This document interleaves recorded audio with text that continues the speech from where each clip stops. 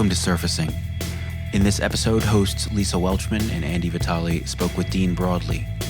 Dean is a South Africa-based design team lead and spoke about how his wide-ranging experience as a digital practitioner, manager, and gardening enthusiast have given him insights on how to grow people and teams in an organization.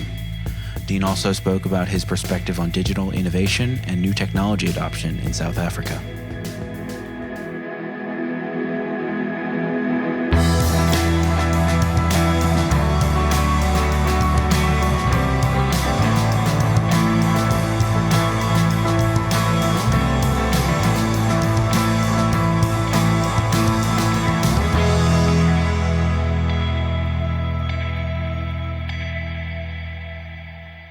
Dean, I know Lisa knows you, but I would love to hear more about your background and what you've got going on. It's the hardest question. My background is accidental, is the way I would put it. So I've spent probably the last 15 years in some form of design-related thing, whether that be comic book and character design, CG, post-production work, etc. And that's kind of like how I got my birth into design. And then I've kind of spent the last, say, 6-7 years primarily in the product design kind of UX space, but it's primarily also just building teams and understanding how teams work and then apply that skill set. And some of those learnings and those things have really helped me understand just people in general. So I do a lot of work with communities, help people with careers and how to think about careers in a little bit more of a less linear education factory kind of mindset. And yeah, so that's kind of my headspace. I've worked a lot in the financial services industry, kind of small startups, those kind of things as well. Currently spending my daylight hours within the telco industry. And then also, we're bringing kind of all my other skills to bear, which is I do a lot of things in the garden. So I have a very deep understanding of plants. And that is my happy place. I actually just before this was talking to somebody on a FaceTime and did a tour because they saw I put some stuff on Instagram and they were like, where do you actually live? Because that doesn't seem like a house. It seems like a forest. But wow, I didn't know that about you. Yeah, it's one of my most preferred activities is doing plant-related things. So I crossbreed chilies, I'm growing mangoes, I'm growing all sorts of nuts and things, so that is my thing. I also have a bit of a background in music. I used to play musical instruments in kind of through high school and a little bit early college, but I kind of dropped the tuba for the pencil because the pencil was cheaper. That's kind of my... And lighter. Yeah, exactly. Much easier to carry around than that. I always am enamored by people who play like double bass, tuba. I remember when I lived in New York, just seeing people haul that stuff in the subway, it was like a workout. Yeah, I had calluses on my hands. I don't miss them. Because they didn't design those cases, I think, for... The handles weren't really comfortable. People were wrapping things around them and stuff. So I think it was an afterthought in the design process of instruments. It's actually what I did one of my final design projects on was redesigning the tuba case. I made one that I could put on my back rather and had like a whole bunch of other cool stuff involved. But that was fun. So yeah, that's my background. I am a father to a corgi. I don't have human children, just have a corgi. You may hear her at some point if she sees a bird cross the threshold where it shouldn't. I live in South Africa, originally from Cape Town, but I'm living in Johannesburg right now, which is more city, it's our economic hub, if you will. And I would say Cape Town in some ways is the spiritual hub because that's where South Africa was first colonized from. So a lot of the history sits there. It's a very kind of interesting city. It's beautiful. That's kind of my background at the moment. So, we've had some guests on from the United States and from Europe. So I'm super curious what the design and tech community is like in South Africa. Yeah, it's a very interesting one. I've been asked this question a lot actually between December and January, which is quite interesting for me that it's something that people are thinking about and asking, which is nice. Because it hasn't been historically through my career something that people have asked me, even in my interaction. So it's a very interesting community. I think we sit in a very kind of, let's say, sense of cognitive dissonance when it comes to technology, because we have a lot of kind of, let's say, first world components to our infrastructure and economy. I mean, I'm sitting on a gigabit fiber line, but then they may shut my power off at any moment too. So we've kind of got like that very kind of very, very either ends of the spectrum. And that shows up in the way the technology community operates, because again, if you look at Cape Town, if I use that as like a geographical kind of thing, you'll see a lot more, let's say, that top end kind of over the top kind of technology stuff, so more Uberized kind of thinking and attempts to apply, but those things tend not to work at scale here because it's just not the way our country's shaped. So we have massive unemployment. I mean, our youth unemployment's like at 40% the last time I checked, or worse. Wow. So you can't youth really being build. What age? Youth being under the ages of 25, as far as okay. Yeah. So relatively old. I think it might even go as close to 30 last time I checked. But they change these things, and depends on what report you read, actually, if I'm honest. But I mean, that kind of talks to the tech community, where you've got people we consume all our stuff from outside, let's say from the States or Europe, etc. And we go, well, this is how tech's going. And then people try to build those things here, but they just don't take, because you're not going to get product market fit, right? And it's not going to be relevant to somebody who's living hand to mouth for, if I do quick maths, like $300, $400 a month, maybe, if they're lucky. So yeah, that impacts the tech community. And also what I see working a lot with the enterprises in there, kind of, because there's also that, you've got the private sector versus the enterprise sector is very different, where again, you'll have big companies trying to do, we should do all these things and use Salesforce and all this kind of stuff, but they're kind of, in my mind, almost building their own portfolio rather than actually thinking of a customer need. And that's the kind of big dichotomy that we have in our tech and design industry. We have also a massive diversity issue, less so in kind of, let's say, software engineering, like in the engineering exploits. There's been a lot more investment for a little bit longer, bringing people up there from a diversity point of view. But in design, as an example, it's we've got about 96%, let's put it this way, we've got about 4% people of color in the design industry in a country where it's 96% people of color. So we're kind of got an issue there, and people always complaining they can't find designers. And I'm like, well, 100%, because you're trying to pick a fruit from a tree you never planted. And that's going to be hard. So that's kind of the shape, sort of culturally, and there's some really interesting things. There's lots of good innovation, lots in the payment space. Again, because we've got such an interesting economy, there's a lot of good payments innovation that happens in South Africa. The banking sector is pretty good if you compare it globally from a innovation point of view.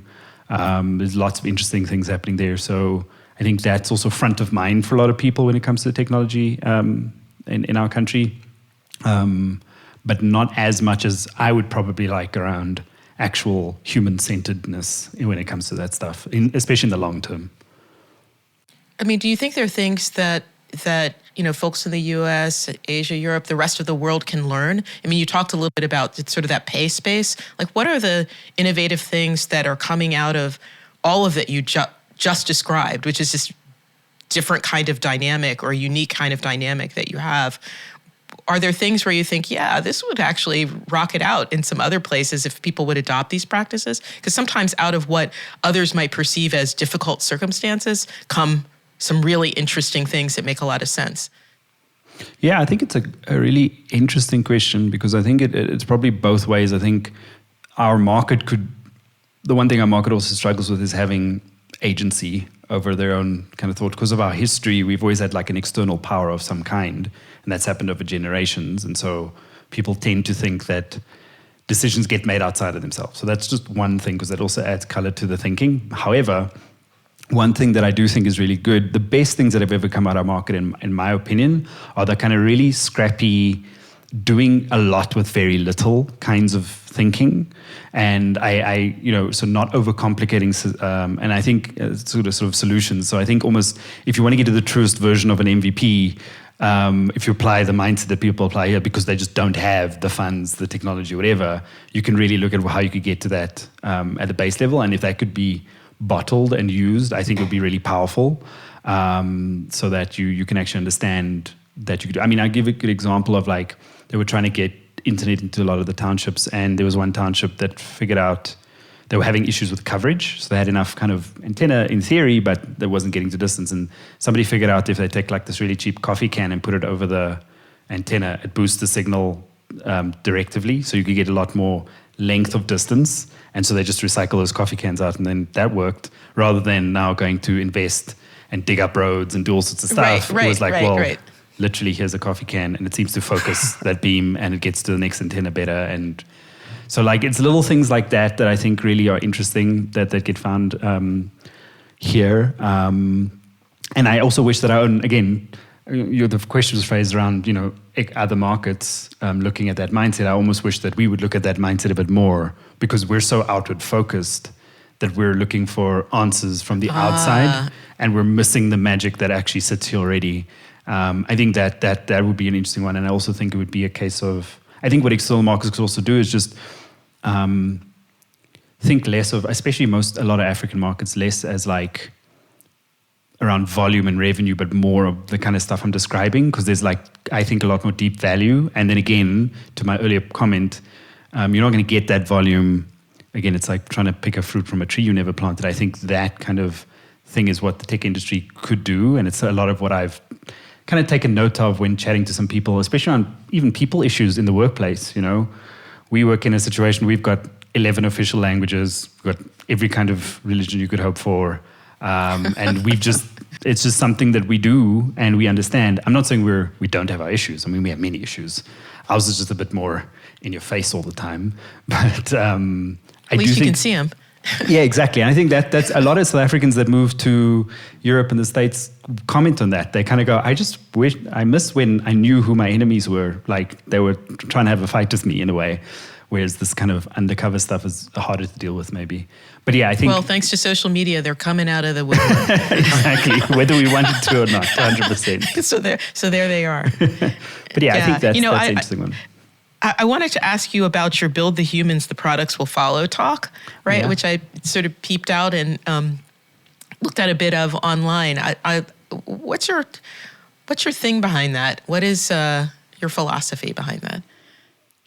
Yeah, so I just have a firm belief that everything is a symptom of the people that create it. So if you focus on the people, the symptoms get better at its simplest point, right? So when we're trying to build products, design solutions, or build technology or whatever it may be, it's a symptom of the mindset, the grouping of people, the timing, all those kinds of things. And so I kind of, in that talk a little bit about like thinking about the humans as a whole who you work with. So I talk there about like when you're hiring for somebody, not hiring for a role, but hiring for a person. So you hire the whole person. And then also I talk a little bit about the fact that, on one hand, on the kind of business side, everybody's replaceable, but I refuse to replace people, if that makes sense. So if Lisa was in the team and then Lisa leaves, I'm not trying to get another Lisa because I don't believe that's necessarily possible. If I hired her for the right reasons, I should be looking for a different human, and that different human could be Andy, and Andy brings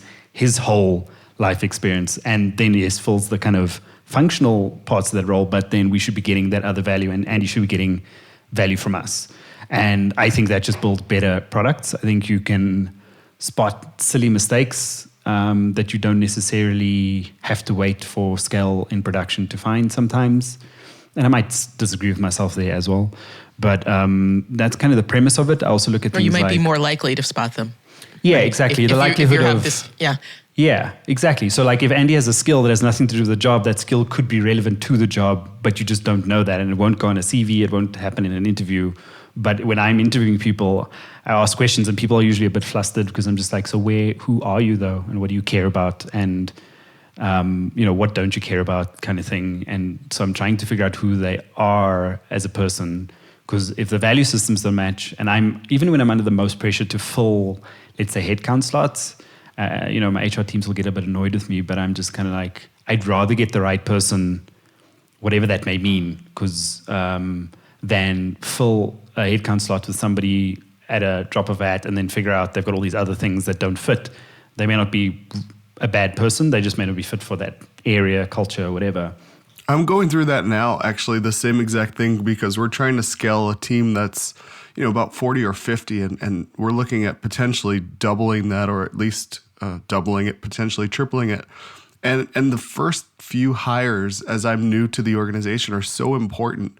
And it's like, do I want someone that's really good at doing the job, or do I want someone that just seems like they're great at something, and then I could figure out where to put them once we get them on, because we want to build this team of great humans and point them in the right direction, rather than try to fill them into a slot that we have that exists that's open. Exactly. That's exactly it, right? Because it assumes that slot that opens is that you could predict who the right human was with that slot, right?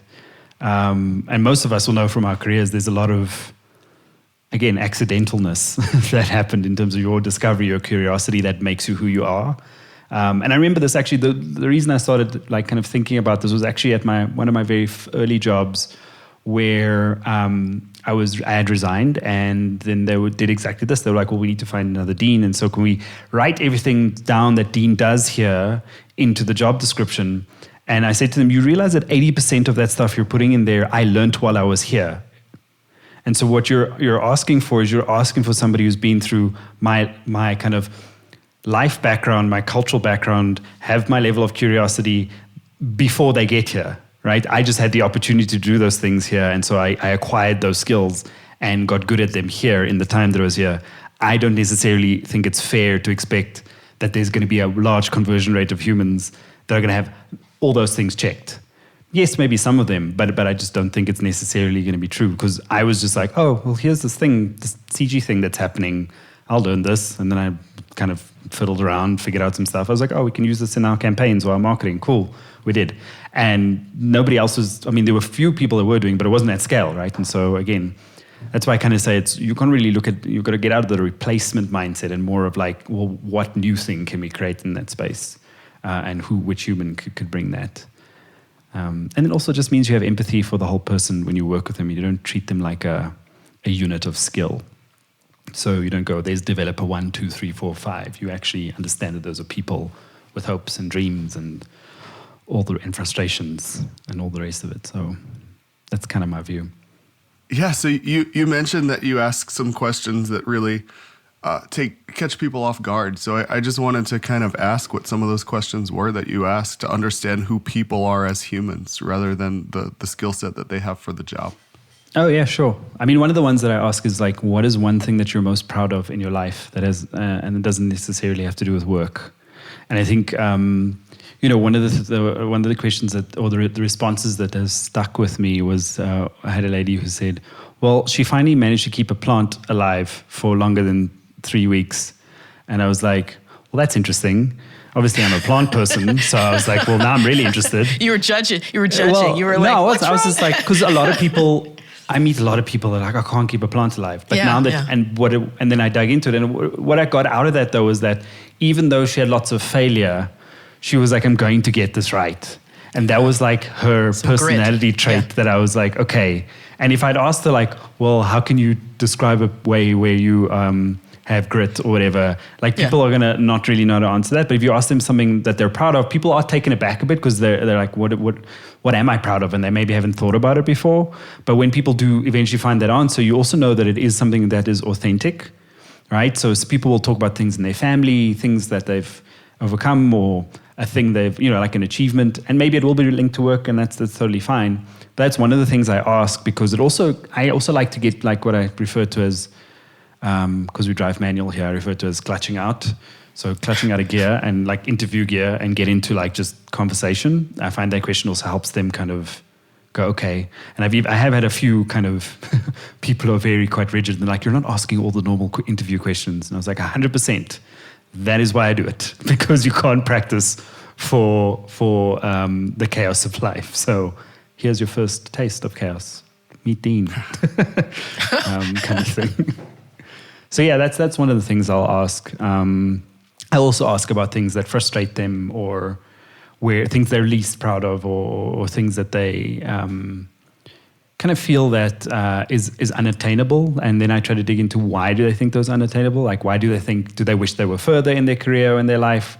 And then why do they think that? Because you can also kind of get real interesting answers there in conversations. And I think also my agenda, or my personal kind of agenda there, is when I'm bringing people into my team, I'm very deliberate about figuring out what value I can offer them. It's really important to me, because otherwise it's just, again, it's a transactional relationship in many ways. It's an exchange. It's an exchange that you're having. And I think people often forget, or they don't forget because they complain about it, but people spend the majority of their life at work. Yeah, you spend more time with your work colleagues in this environment than you often do with your family. And so, why I love talking to you, Dean, is, we always end up at this place of sort of compassion for the team, compassion for the worker, compassion for the person who's creating these online experiences. If that team feels good, right? They feel good about the work that they're doing. They feel good about being a human being. I mean, nothing's perfect, and they feel well treated at work. There's just going to be a lot more space for them to create better experiences, to be open and more compassionate to the user and to everyone in the entire system. And that just can't help but make things better. It's not going to make somebody who has some, blind spots as it relates to diversity all of a sudden see the light, but it will make them more able to receive information that says, hey, maybe I kind of had this wrong or whatever. But when you get in these sort of hard, difficult, specifically transactional, I told you to do this, X date, that, just very specific milestone thing, it just doesn't feel really healthy.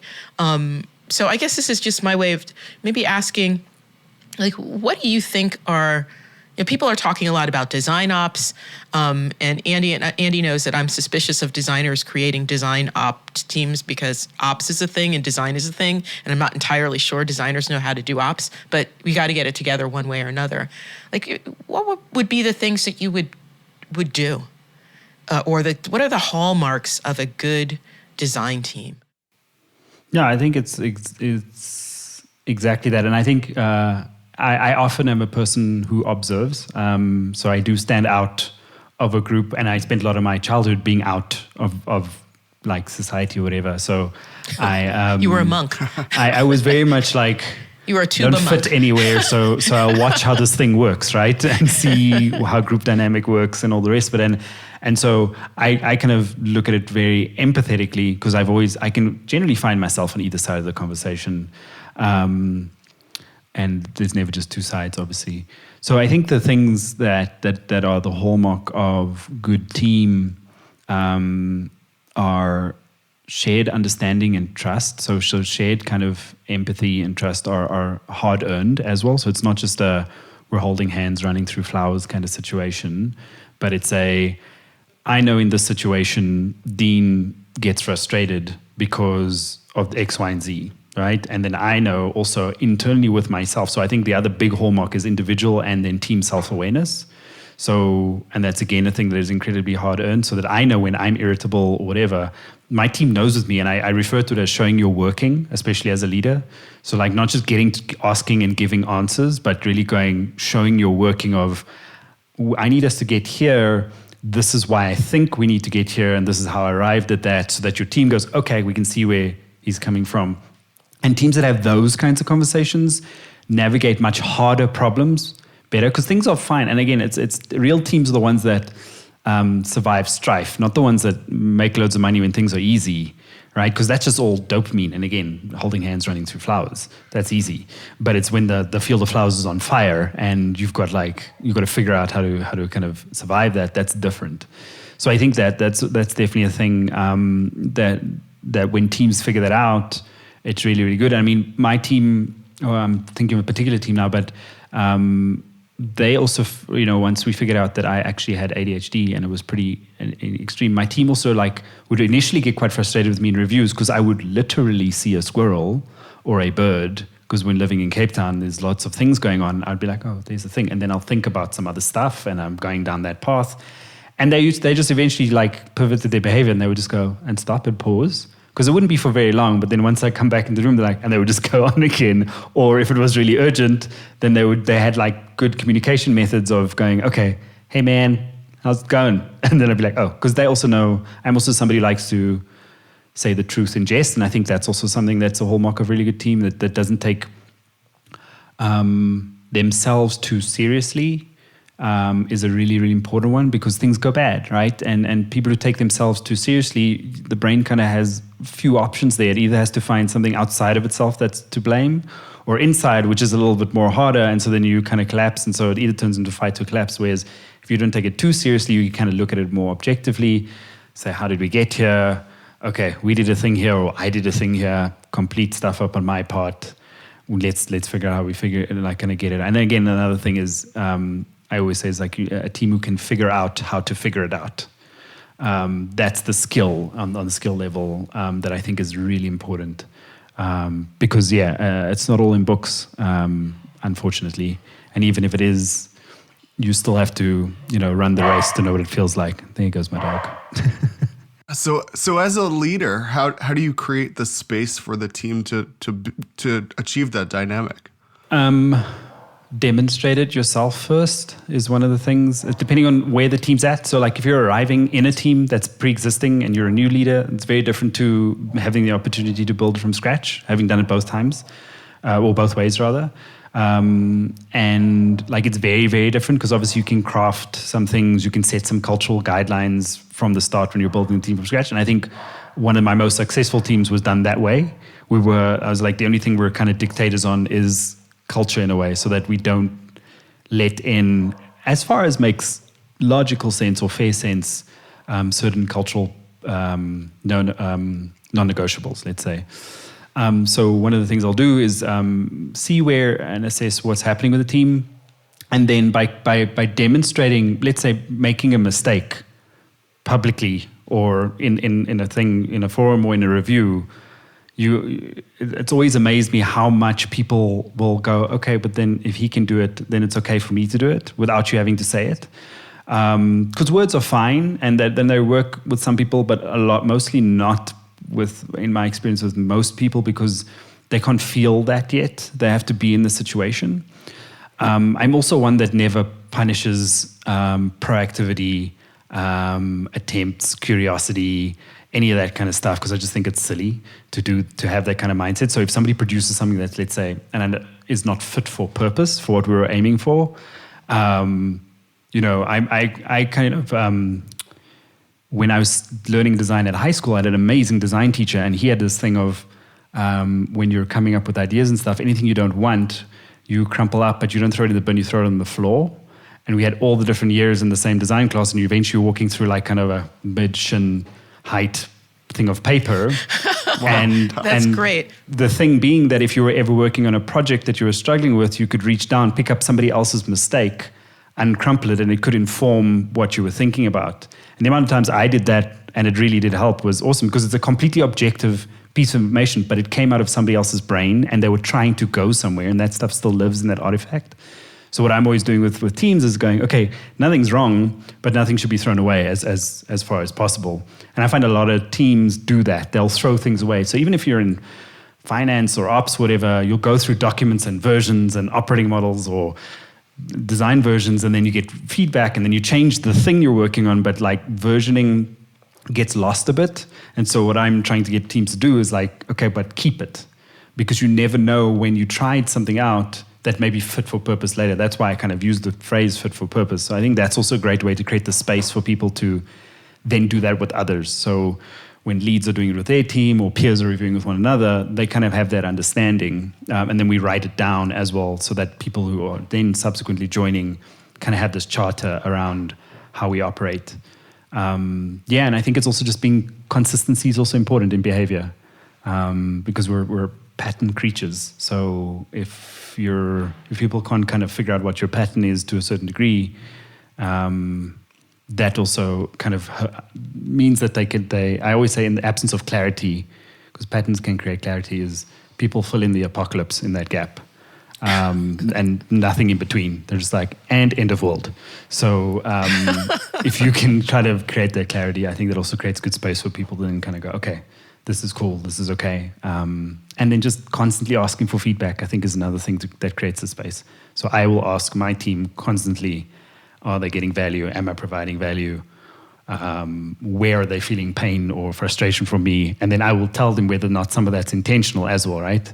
So I'll be like, this is why, again, showing the working. So that's kind of how I try to do it. All of this sounds like cultivating things.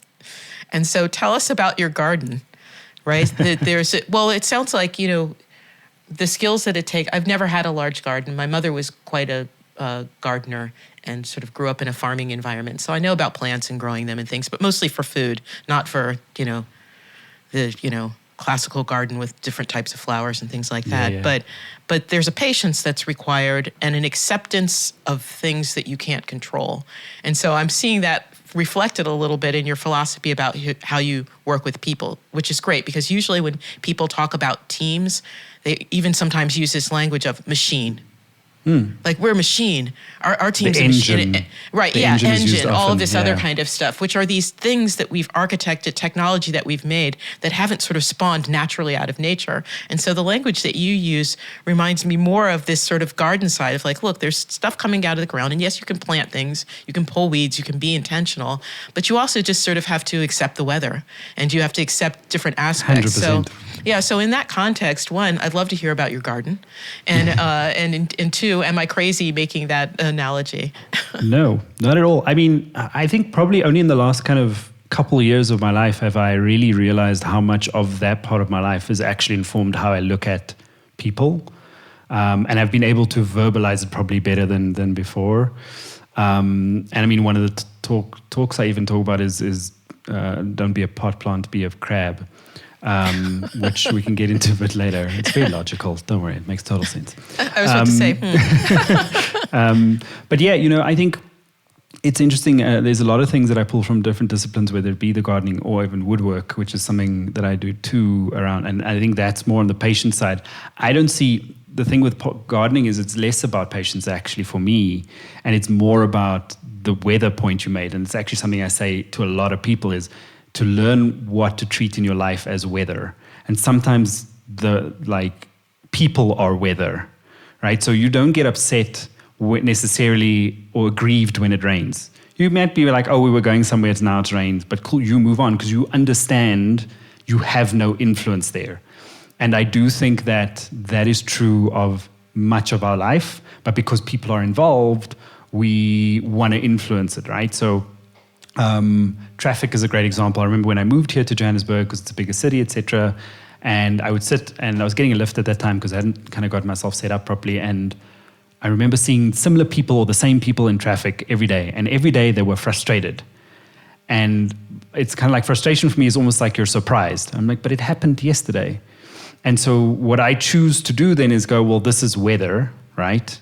It's part of the environment that I'm in rather than something I need to control. And then you can kind of accept that, okay, well, now how can I reframe this time psychologically or cognitively? So that's one of the things. So weather is a big one, right? It doesn't mean that there are no impacts of weather, right? So if it rains a lot, we just had a massive storm on Friday. There's a lot of flooding. My wife had to drive back from where she's staying at the moment of the week and drive through very deep water in a very small car. And so there's still that reality to it, but you also don't carry that with you, if that makes sense. Then from my actual kind of literal garden point of view, I also didn't have much, well, in Cape Town, it's very common to have very poor soil where you live because it's by the ocean, it's quite sandy.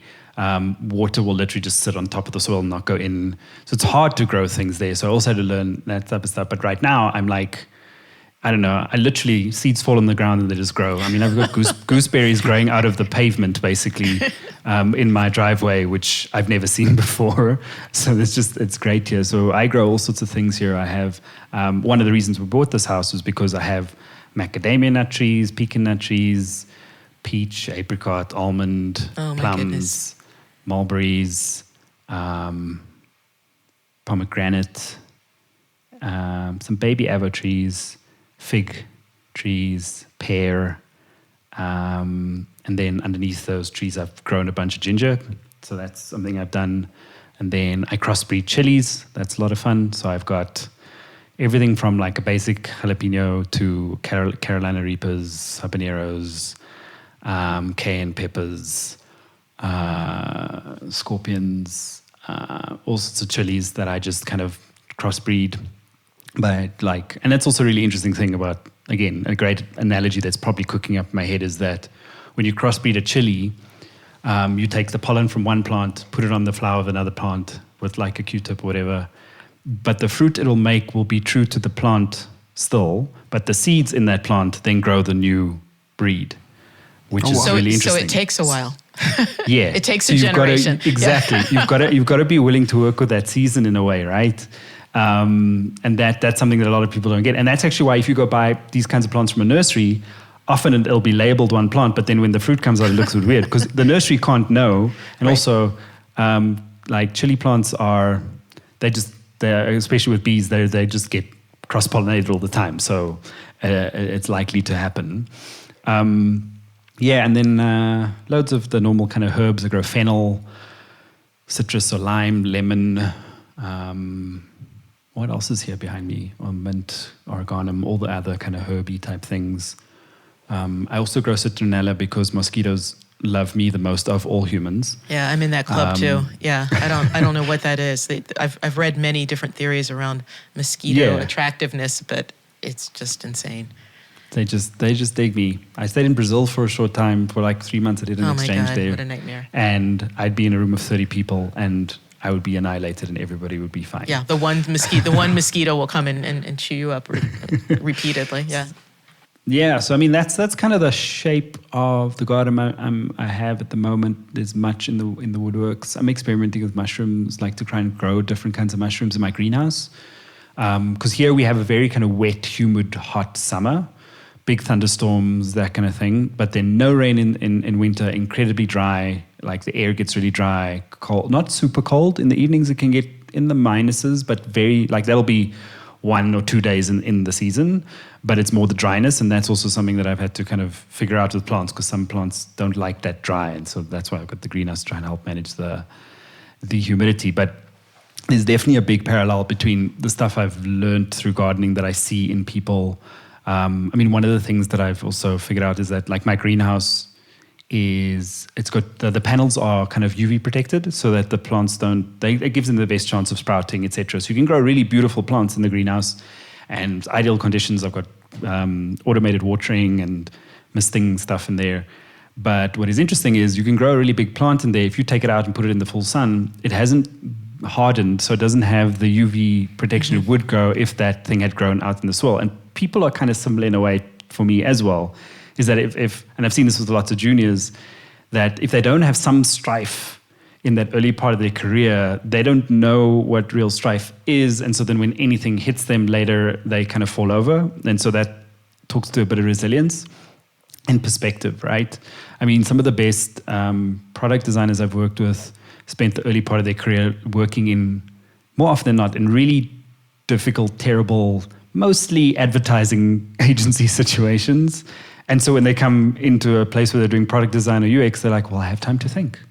And the thing I launch, I can go and improve. And whereas I find with more often than not, the juniors coming into that space from the start, they've got great salaries firstly, so they're not having to be a waiter on the side as well while doing the 18-hour a day advertising job.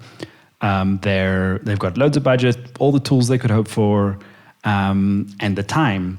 And so when you kind of go, okay, well, we need to do this quicker, they're like, no, but you can't. Because and they don't believe that. I always say people know things more often than they believe them. So it just, whether or not what they know is true is the difference, right?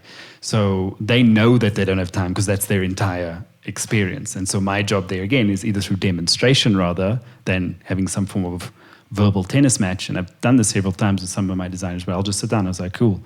I was saying you could do it by Wednesday, and then I did it in like 3 hours. And then they were like, how did you do that though? And I'm like, well, I'll help you show you. And now think about all the time you have to think about the problem or whatever. So that's also like that. So in kind of growing things in greenhouse, in greenhouses, there is a concept of plant hardening where you put in a specific spot that gets morning sun rather than afternoon sun, because afternoon sun is the worst. And then you slowly harden the plant to the point where it can weather much more. And that's true of people too.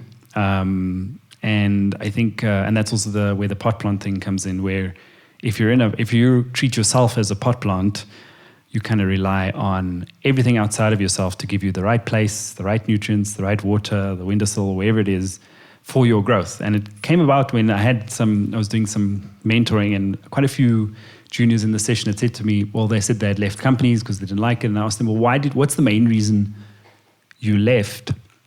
And what they said to me is, well, they didn't grow me. And my response to them was, well, you're not a pot plant.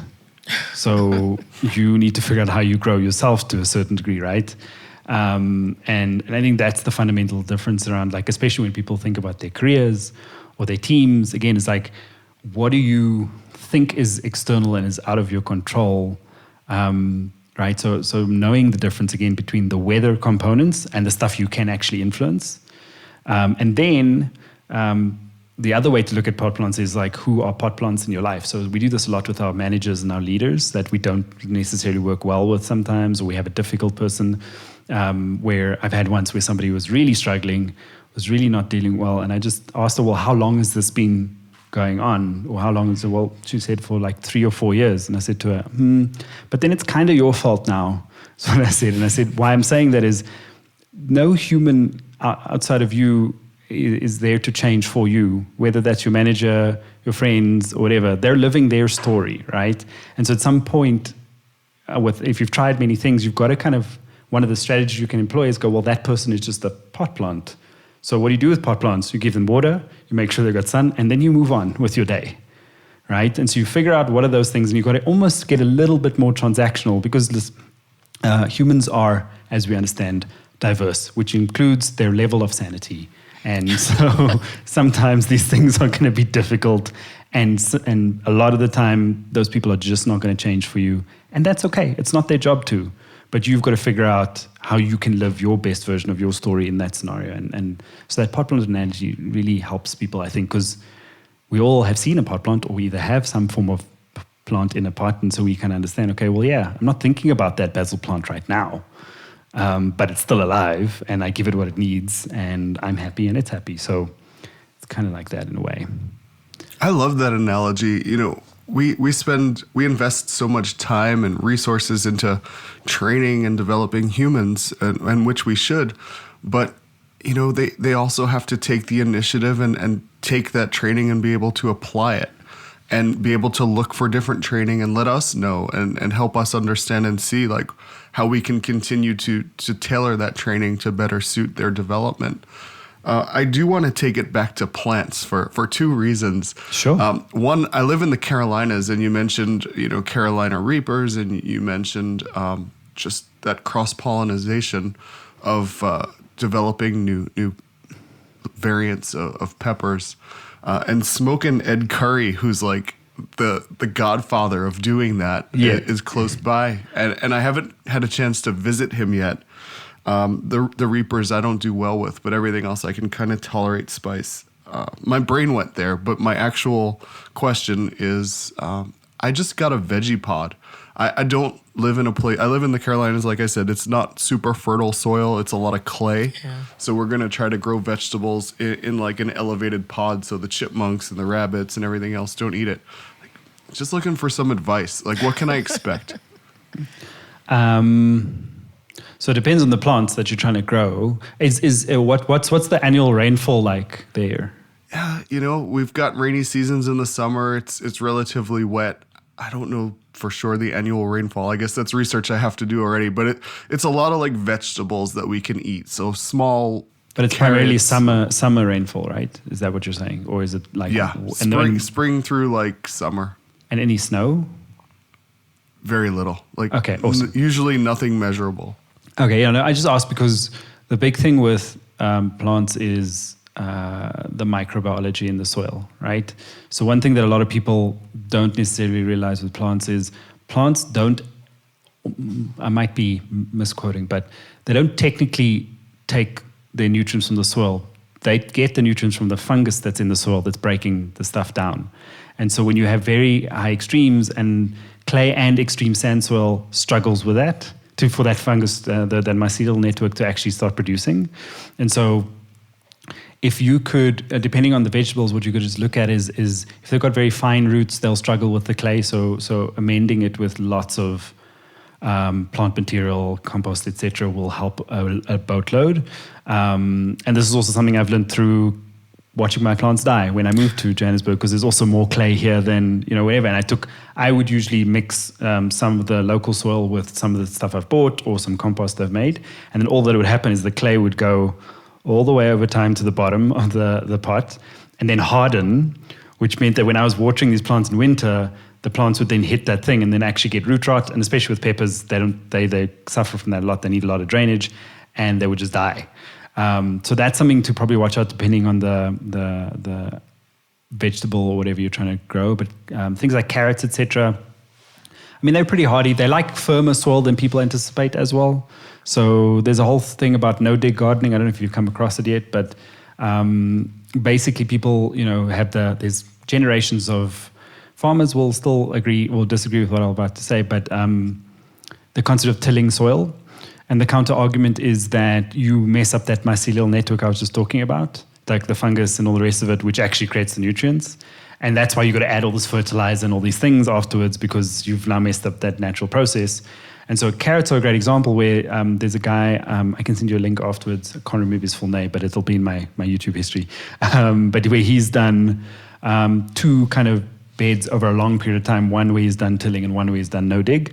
And he shows the difference with carrots as an example, where the carrots that are in the tilled soil come out all weird and gnarled and like weird shapes because they can go anywhere, the soil's soft, where the soils that's not dug, they're straight and they're bigger and they're stronger and that kind of thing. So I think that's a thing. You could expect things to die, and like that's a big thing I always say to people. Like people will go, oh, my plants are dying. I'm like, yeah, that's the thing that happens with things that are living, they die. Because something happens. The important part is to just then, deconstruct the why. Maybe it was sun. Yeah, like some things like, full sun, some things like morning to lunchtime, some things like a bit more afternoon sun. Sun is a big one. If you're growing, I don't know what the pest situation is where you live, but like things like cauliflower, broccoli, those kind of things, there's like a moth that makes caterpillars that just decimate them very quickly. So there are loads of really good organic things you can put on them to help with that. If your area has rodents of any kind, they will go for your vegetables, something I've been dealing with in Johannesburg as well, but they seem to be chewing my hose pipes and things as well, which is annoying, more than my actual produce in a way. But yeah, I think that would be really interesting. Smoking Ed is growing all the chilies there. So he's obviously figured out some stuff there, especially if he's got clay soil. He's definitely had to figure out how he's draining, like getting good drainage there. And maybe it's not as bad clay as what I'm thinking about is here, as an example. The soil was very, very red there. I remember when I visited being just really taken. But also I went to University College in North Carolina, and it's here, and it's the brick capital. Everything's made out of brick because you can just make brick very easily out of the soil. And you were definitely clayier than that in Johannesburg, at least by sight. I'm not a gardener. It's more brown clay as well. It's like river clay, right? Yeah, so it's serious. It's more formal. It's serious stuff. Yeah, and so that's good. Yeah. But if it breaks apart when it's dry, then you're probably a little bit more lucky, because here it'll just like turn into almost brick. To rock. Yeah. It looked like, which makes for great roads if you don't want to do any paving. Exactly. So it really sounds like anything else that we do, and a lot of what you talked about, aside from gardening, it's learning from mistakes, and it's doing your research. And we can apply that to anything. We can apply that to design, to humans, to what we do, to technology. And I think it comes full circle, and I love that. Yeah, 100%. And it's exactly what I said to I once did a talk and a workshop for a large financial institution, and it was kind of like they were all kind of risk people. So I'm like their anti whatever the anti-spirit animal thing is, but I'm kind of that anti-spirit animal for risk people.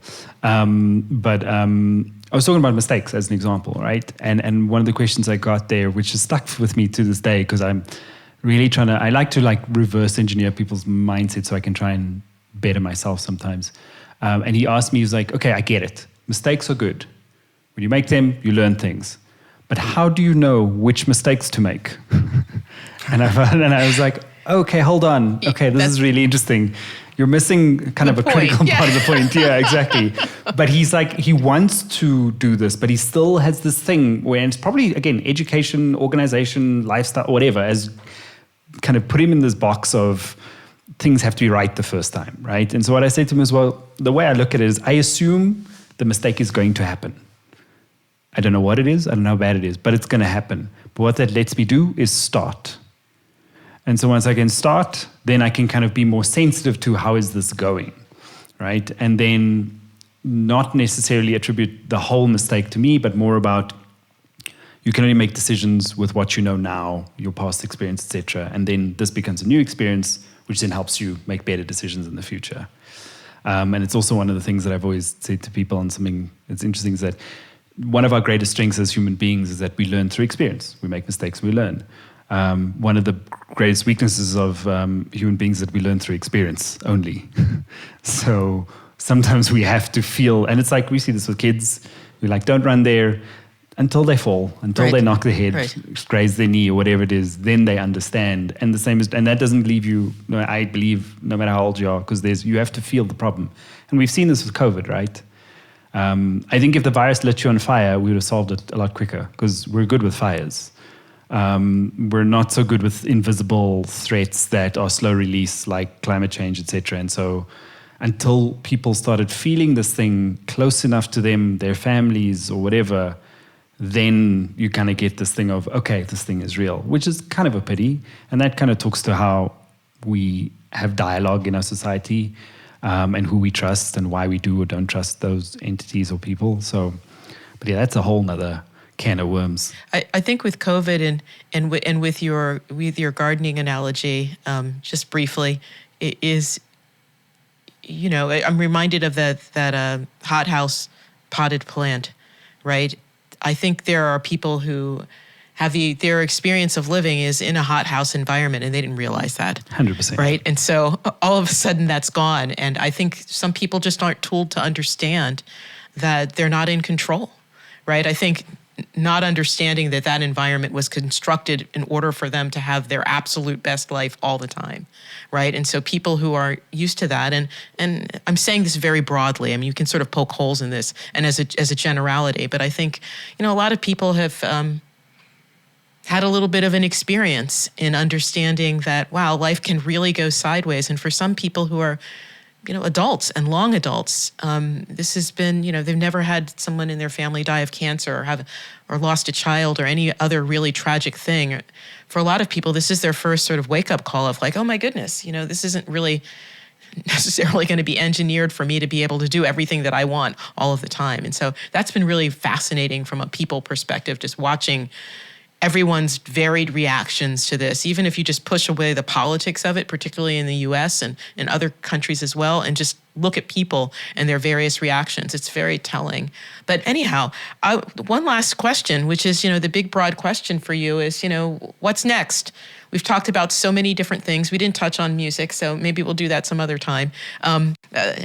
What are you up to next? What's kind of your, you do a lot of community work and organizing of, you know, folks in the digital community and the design community. What are you going to be up to for the next few years? It's something I'm currently figuring out, to be honest with you. I definitely am trying to figure out, I'm always trying to, so one of the things I believe is, and it's probably a dangerous belief, is that if I'm not having an existential crisis every 2 to 3 years, I'm not trying hard enough. Meaning I haven't pushed myself to my limits enough, whether that be psychologically or skills-wise, etc. And I'm always trying to ask myself, you know, what's that next version of myself? Because you only live one life, so I'd like to do as much of it as possible. So that's currently where I'm at. From that point of view, I've been doing a whole bunch of new things. I mean, something I did all through my childhood and all through varsities. I played a lot of games, and I'm now doing some game streaming, because I'm just like, well, there's a thing here and there's a community happening and I understand some of it, but not all of it. So I might as well try. So I've been doing that for the last couple months, and I'm having a lot of fun. And yeah, people are enjoying it, and I'm incorporating my dog into it because she's better looking than I am. So people will join and they can redeem points for an appearance from her. So it's working great so far. And that's just kind of like one of the things I'm doing there. From a career point of view, I'm really trying to see, and what is always also really important to me and what I'm exploring right now is I try to move forward more than I move up, if that makes sense. So I'm trying to look at what is the next most forward step I can take rather than an upward step. And so that may be, I don't know, different industry, maybe different market in terms of country or whatever. It may be, I don't think necessarily fundamentally different job, because I have a firm view on where I get energy from now. And so as long as I can do those things at my core. And so it's trying to figure that out. So I'm looking at where does that pitch up? I mean, if I could do this all day and get paid, I would probably be the happiest. And then, because then I can really talk forever and not lose any energy. I'd probably faint before I realized I was dehydrated from talking too much. Yeah, it's kind of like, how do I leverage that? And so what I've been doing lately in terms of the next steps is looking at, okay, well, what are the things that have given me lots of energy? What have I provided the most value to the world around me in relation to those things? And how do I package that into the next version of Dean? And who's employing that? And if they're not employing that, how do I convince them that they should? Kind of thing. So that's kind of my next steps. I'm trying to think quite broad. My wife is a clinical psychologist, and she's busy doing her community service here, so she has to wrap that up. So we're also thinking from a family point of view, what's next there. When she's done, she's in a different city, so we'll be navigating that. She's back home this weekend, and then next weekend I should be going there. But she said if the sun's shining, she's coming home so she can have a pool day. Which I will not argue with. Priorities. So that's kind of the kind of rough view. I am enjoying some of the content creation stuff I'm doing with the streaming. And it was something I did in the early part of my career. So that's also something I'm looking at. Is like, what was I good at then? And then again, I followed the universal flow to where I am now. And now I'm trying to look at those coach marks of my life and kind of go, okay, well, how do I package that and become the next version? So, Dean, how can people find out what is next for you? How can they keep track of what you've got going on? Maybe see some of your game streaming. What's the best way for people to just see what you've got? It's a fantastic question. It's something that is one of my New Year's resolutions to get better at. I've actually quite deliberately hid from social media and various platforms. I only really put my face up on the internet last year for the first time, as an example. I was quite tentative around that. That's a whole other story. But LinkedIn is a good place to find me. You can go to my website. It's just my full name, deanbroadley.com. Twitch is twitch.tv/ABCDean. And yeah, those are kind of my primary channels where you can find me. Most of the stuff links off of Twitter. It's Broadly Spoken. I've also started sharing some of my gardening things there lately, which people also didn't realize I do, so you can see I'm not great with sharing. But yeah, so those are the things. Broadly Spoken on Twitter for probably most of those things as well. I'm trying to leverage that a bit more in this year, the 2020 with a new logo. It's 2021. Yeah, well, I call it 2020 with a new logo. Oh, 2020 with a new logo. Okay. It's the same thing. There you go. Well, since we all laughed last year, maybe, yeah.